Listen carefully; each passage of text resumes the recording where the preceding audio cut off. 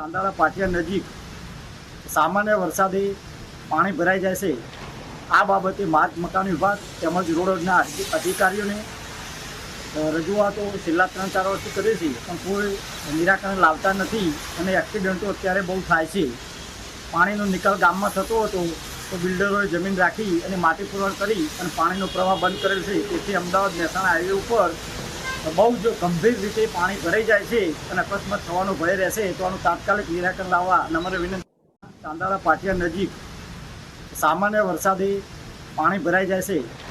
આ બાબતે માર્ગ મકાન વિભાગ તેમજ રોડના અધિકારીઓને રજૂઆતો છેલ્લા 3-4 વર્ષથી કરી છે, પણ કોઈ નિરાકરણ લાવતા નથી અને એક્સિડન્ટો અત્યારે બહુ થાય છે।